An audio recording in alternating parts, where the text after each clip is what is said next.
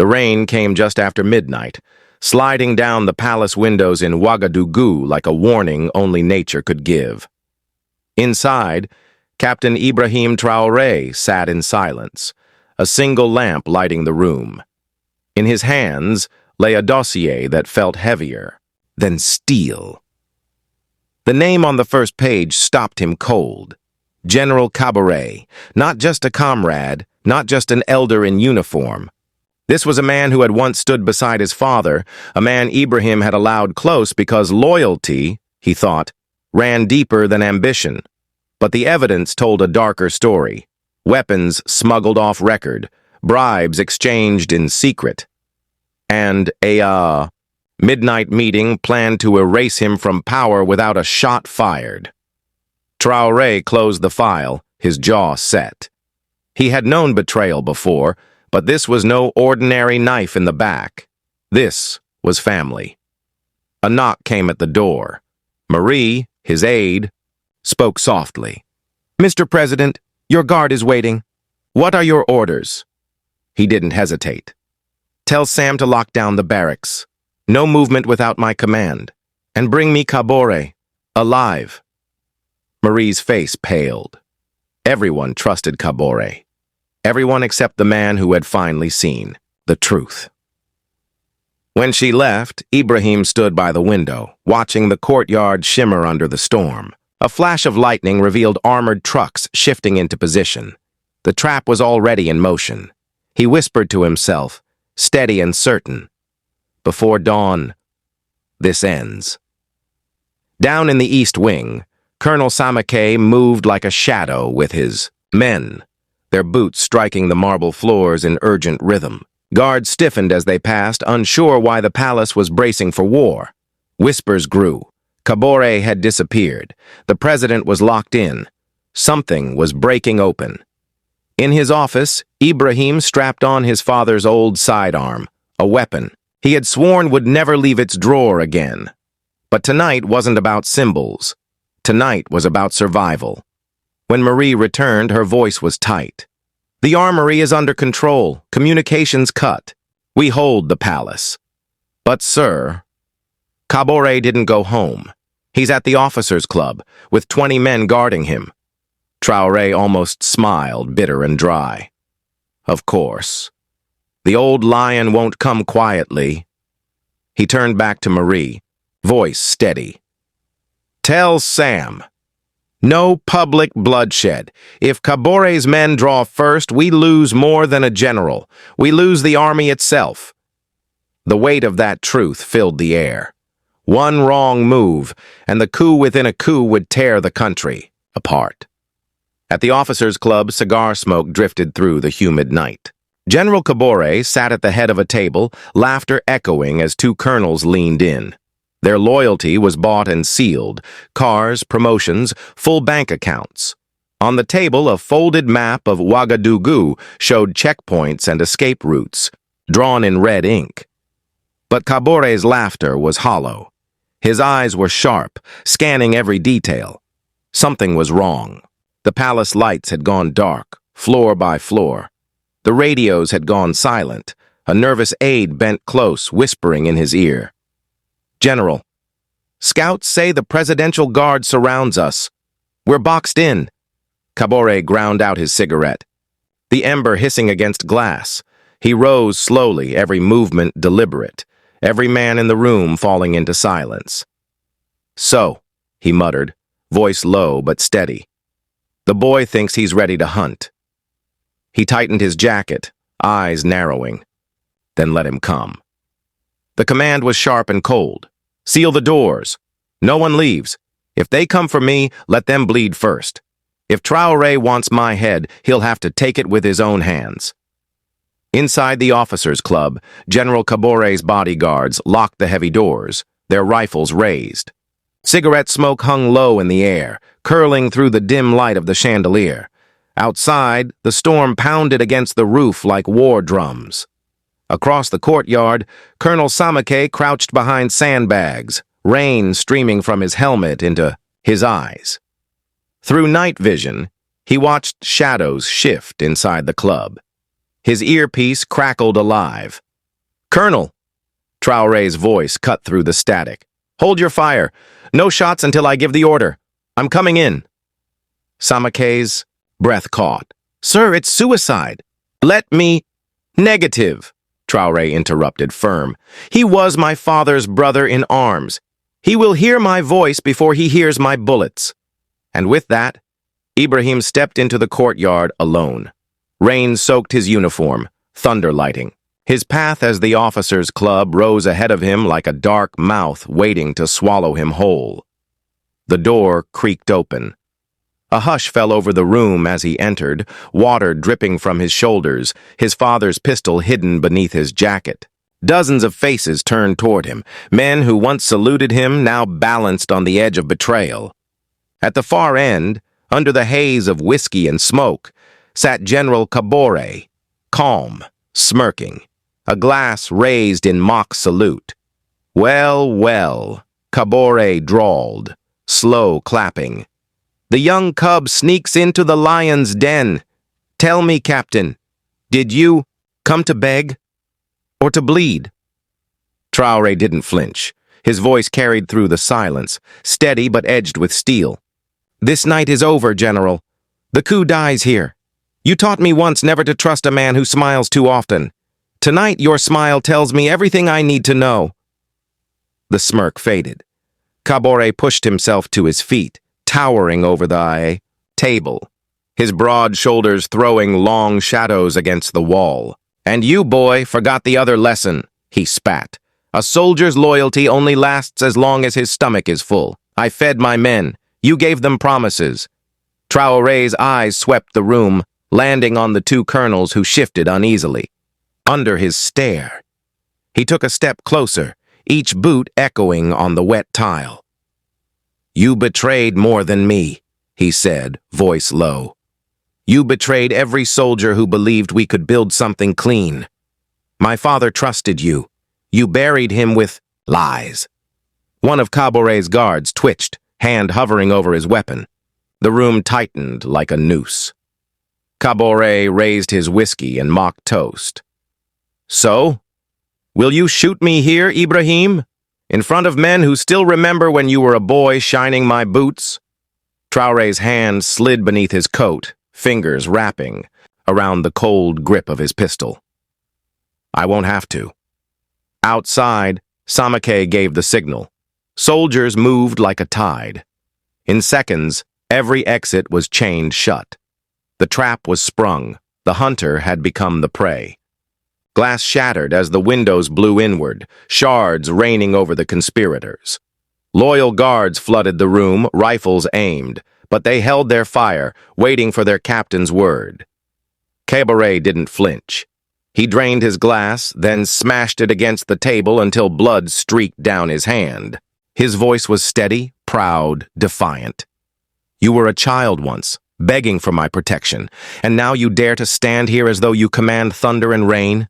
You are nothing without me. Traoré stepped closer until the distance between them was nothing but breath. He saw every scar carved into the general's face, every line of age and arrogance. His words were almost a whisper. Tonight, every soldier learns that old power rots faster than young courage. Behind them, Samake's men swarmed the conspirators. Weapons stripped, traitors forced to their knees. One colonel begged for mercy, another cursed through clenched teeth. But Kaboré stood unbent. Slowly, he reached for the dagger. At his belt, the blade he had carried since his first campaign.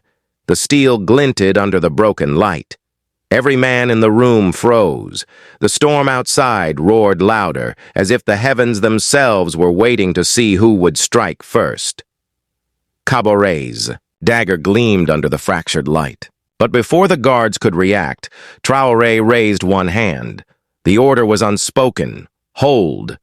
The old general's voice carried across the room, rough and cracked, not with fear, but with the exhaustion of a man who had run out of wars to win. I fought battles before your father ever held a rifle. If I must fall tonight, I fall like a warrior, not like a dog. Traoré's eyes never wavered. Then do it. Spare me from taking your life with my own hands. Kaboré's jaw clenched, the blade pressed against his chest. For a moment, the storm seemed to still, as though the heavens themselves were listening. Then, with one final growl, the old lion drove the steel home. Thunder roared as his body collapsed onto the tile. Silence consumed the room. The loyalists who had sworn to follow him lowered their weapons without a fight. Whatever flicker of defiance remained was extinguished the moment their leader hit the ground. Traoré stood above the man who had once lifted him onto horses as a child, who had sworn oaths beside his father under the burning Sahel sun. Betrayal burned like fire in his chest, but pity hurt worse. Colonel Samake stepped forward, voice low. "Mr. President, the block is secure. The traitors are finished. Your orders?" Traoré tore his gaze from Kaboré's lifeless body and looked at the soldiers left standing. Young corporals, weathered sergeants, men who had followed the Mao general for decades. Some trembled. Others looked relieved, free at last from a shadow too heavy to carry. His voice rang out, sharp but steady. "Tonight you choose. You can bury your loyalty with this man, or you can stand, walk outside, and serve your country as true soldiers of the people." For a heartbeat, no one moved. Then one rifle clattered, to the floor. Then another. One by one, their weapons fell like chains breaking loose. Outside, the storm softened into drizzle, the rain washing the blood from the palace steps. It was as if the city itself exhaled. Traoré turned to Samake, eyes hard again. "Round up every conspirator still breathing. No executions, not tonight. They will face justice at dawn, the people's justice." Samake saluted, already barking orders. Prisoners were marched out into waiting trucks, their fate sealed not by bullets, but by truth. Traoré stepped into the courtyard alone, letting the rain soak him clean. Above, the clouds split open, and the first stars blinked awake over a city that had nearly been lost to an old man's ambition. He whispered to the night, "Betray me if you must, but betray this country, and you will not live to boast about it." The convoy rumbled through Ouagadougou's narrow streets. Rainwater shimmered beneath the headlights. Lanterns burned outside shuttered market stalls, and mothers carried sleeping children through the mud. Young men, pockets empty but hearts full of hope, watched silently as the trucks rolled by.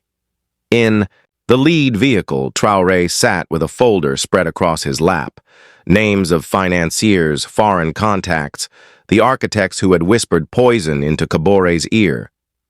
Across from him, Samake scrolled through an encrypted tablet. "Sir, interrogations confirm it. Foreign money, foreign weapons, and promises of access to our gold reserves." Traoré's jaw tightened. His voice was quiet, but every word carried iron. "The same old games. Sell your people to feed your greed. That is why Africa bleeds in circles." Samake hesitated, then asked the question every loyal officer feared. "What now, Mr. President? Kaboré is gone, but the hands behind him remain. They will not forgive tonight." Traoré turned to the window. Children pressed close to their mothers. Vendors guarded empty stalls. Youth with nothing but courage in their eyes stood watching the convoy pass. His reflection stared back at him in the rain-slick glass. "We show them," he said softly. "We show Paris, Washington, Moscow, every old man in a suit who thinks our land is theirs for the taking. We show them this country is not for sale, not anymore." He tapped the folder with a firm hand. "These trials will be public. Every confession, every truth, broadcast for the world to see. Let the people hear who betrayed them. Let Africa hear it too." The rain eased into silence as the convoy pushed deeper into the city. Above them, the stars spread wide, as if the sky itself bore witness to a promise made in blood and storm. The old lion was gone. The young one had taken his place, and the hunt for those who fed betrayal had only just begun. Colonel Samake's eyes narrowed at the file in his hands. Sir, some will say this is too dangerous. Too much truth can burn. Traoré's mouth curled, half smile, half warning. Then let it burn. Better a fire now than chains forever. The convoy rumbled across the river bridge. The water below caught the lights of Ouagadougou, shimmering like the first promise of a dawn. No tyrant could steal. By sunrise, the city was already alive with restless whispers. News of General Kaboré's death spread faster than the light itself. Some mourned the old lion. Others cheered that the predator who had feasted on their veins was finally gone. In the central square, wooden platforms had been built overnight. It was here that the traitors, blindfolded, wrists bound, were brought before the very people they had sworn to protect, and instead sold for silver and foreign promises. Traoré arrived without parade or armored guard. He walked straight through the crowd. Eyes followed him, some full of hope, others clouded with suspicion, many trembling with pride. An old woman reached for his arm. Her hands were cracked by years of firewood and grief. Mr. President, she whispered, don't let them steal our sons again. He clasped her hand gently. Never again, Mother. Not while I breathe. On the platform, Samake read the charges: conspiracy, corruption, treason against the people's sovereignty. Some prisoners wept. Others held their heads high, clutching pride like a drowning man clutches a stone. Then Traoré stepped forward. His words cut the air with the weight of iron. We will not be ruled by cowards who beg for foreign gold. We will not be fed scraps while our land is sold piece by piece, and we will not fear truth no matter how sharp its edge. A hush fell. He raised his hand. These men will not face judgment in secret halls, but here, in daylight, before the mothers who buried sons and the farmers who lost their fields. The crowd erupted, a raw cheer, wild and unstoppable. All day the square became a courtroom without walls. Farmers, clerks, soldiers, one by one, witnesses stood forward.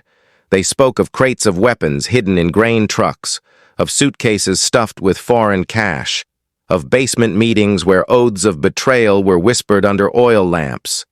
Every lie was shouted down. Every truth was met with thunderous applause. Kaboré's last loyalists, bound and bruised, tried to resist. One young captain, tears streaking his face, begged for mercy. Another spat curses, vowing Traoré would fall by foreign hands. But Traoré stood unmoved, a figure of storm and steel. Samake kept watch beside him, hawk-eyed for sparks of fresh treachery. At last, when the final witness stepped down, Traoré climbed the platform alone. Thousands leaned forward, hearts pounding as one. He looked at the traitors kneeling in the dust, then at the sea of faces, market sellers, widows, schoolboys in torn uniforms, a nation waiting. Some of you wonder, he began, voice deep as distant thunder, why we do not drag these men to the edge of the city and bury them in secret graves. It would be easy. It would be quick. But it would not be justice. He pointed to the crowd, to the mud on their feet and the sun on their faces. You are the power here. You decide what becomes of those who betrayed you. Not I, not the generals, not the old men across the sea. The square erupted, part rage, part relief, part the first taste of freedom they had never known. As dusk settled in shades of violet and fire, the square that once trembled under fear now throbbed with the heartbeat of a people awake. The verdict did not belong to a president. It belonged to Burkina Faso. And across the rooftops, the echo of that verdict traveled farther than. The crowd could see, past the rivers, past the borders, into the halls of foreign capitals. The world had been warned. The era of selling Africa's soul was ending. The verdict spread through the streets on crackling loudspeakers.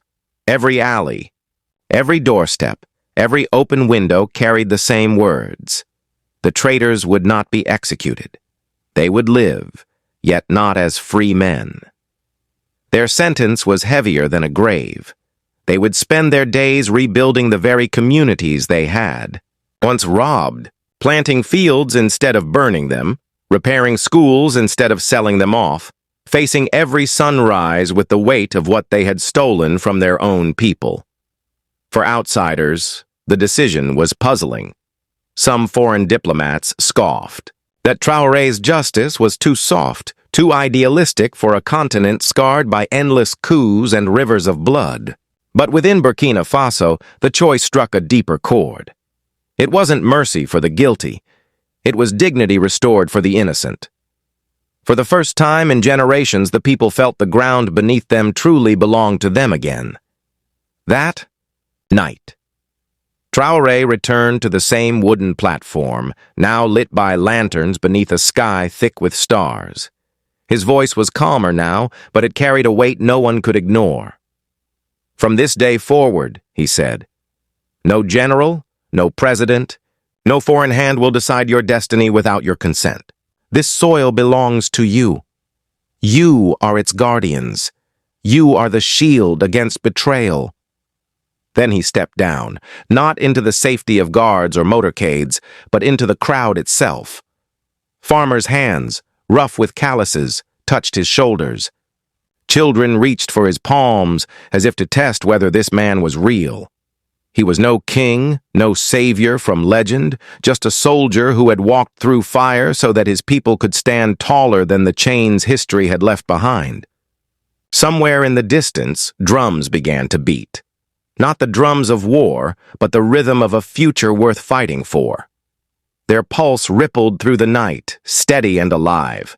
And in the hush before voices rose into song, an old woman whispered, words that cut deeper than any headline or speech. "He belongs to us now, and this land is ours again." That night was not only about Ibrahim Traoré. It was about a truth too often buried. Betrayal thrives in darkness, but courage has the power to drag it into the light. Leadership is not about crowns or titles. It is about standing unflinching before treason and saying, "Not here. Not in my people's name." And that is why stories like this matter. Because no general, no foreign power, no secret plan can break a nation bound together by justice and truth.